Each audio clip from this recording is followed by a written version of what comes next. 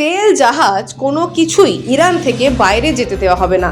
তেহরানের লাইফলাইন হরমুজকে অবরুদ্ধ করে ইরানকে শিক্ষা দিতে চাইছে আমেরিকা। মার্কিন প্রেসিডেন্ট ডোনাল্ড ট্রাম্পের হুঁশিয়ারি সোমবার সন্ধ্যা থেকেই হরমুজকে অবরুদ্ধ করা হবে, আর তারপর থেকে উত্তেজনার পারদ চড়ছে।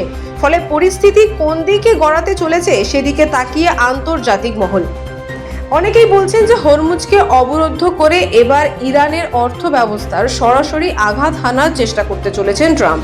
শুধু ইরান নয়, আমেরিকা যদি ইরানের লাইফলাইনকেই অবরুদ্ধ করে দেয় তাহলে বিশ্ববাজারে আবার অশোধিত তেলের দাম হু হু করে বাড়বে। কারণ সামরিক সংঘাতের জেরে ইরান হরমুজ প্রণালী অবরুদ্ধ করে রাখায় কয়েকশো বিদেশি জাহাজ আটকে ছিল হরমুজে। কিন্তু ইরানের তেল এবং গ্যাসবাহী জাহাজগুলির অবাধ যাতায়াত ছিল। কিন্তু এবার ইরানের লাইফলাইনের 4 গুরুত্বপূর্ণ জায়গা অবরুদ্ধ করে তাদের সমস্ত জাহাজও আটকে দেওয়ার পরিকল্পনা করেছে আমেরিকা।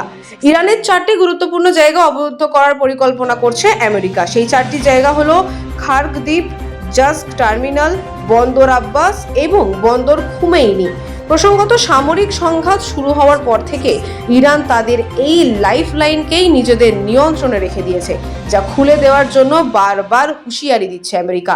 কিন্তু কিছু বন্ধু রাষ্ট্র ছাড়া বাকি দেশগুলির জাহাজ অবরুদ্ধ হয়ে থাকে হরমুজে। যদিও সম্প্রতি যুদ্ধবিরতি ঘোষণার পরে বেশ কিছু জাহাজকে ছেড়ে দেয় ইরান, তবে এটাও ঘোষণা করে হরমুজকে ব্যবহার করতে হলে প্রত্যেক জাহাজকে তাদের কর দিতে হবে।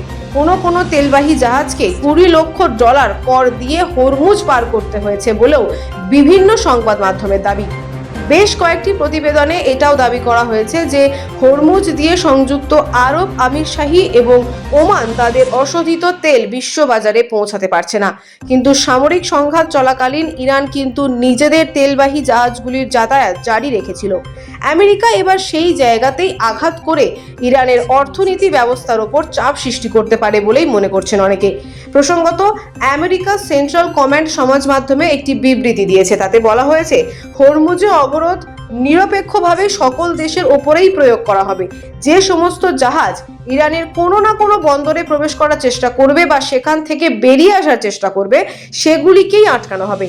আরব উপসাগর এবং ওমান উপসাগরের ইরানি বন্দরগুলির ক্ষেত্রেও এই নির্দেশ প্রযোজ্য হবে। তবে ইরানের বন্দরের সঙ্গে কোনো যোগাযোগ না রেখে যে জাহাজগুলি হরমুজ দিয়ে যাতায়াত করবে তাদের বাধা দেবে না মার্কিন সেনা। তাদের জলপথে যাতায়াতের স্বাধীনতায় হস্তক্ষেপ করা হবে না। শনিবারই আমেরিকা এবং ইরানের শান্তি বৈঠক হয় পাকিস্তানের ইসলামাবাদে। টানা 21 ঘন্টার আলোচনা পরেও কোনো সমাধান সূত্র বার হয়নি। বৈঠক ব্যর্থ হতেই ইরানের ঘাড়ে দায় ঠেলে আমেরিকা। যদিও পাল্টা ইরান দাবি করে যে বিশ্বস্ততার কোনো পরিবেশ ছিল না ওই বৈঠকে, আমেরিকা শুধু অজুহাত খুঁজছিল। আন্তর্জাতিক মহলে নিজেদের ভাবমূর্তি ধরে রাখতেই এই বৈঠক করে তারা। তবে আলোচনা এগিয়ে নিয়ে যাওয়ার কোনো প্রশ্নই নেই বলেও জানায় ইরান।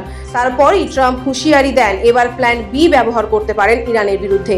আর সেই প্ল্যান বি হলো এবার পাল্টা ইরানকে 4 দিকে থেকে ঘিরে অবরুদ্ধ করা।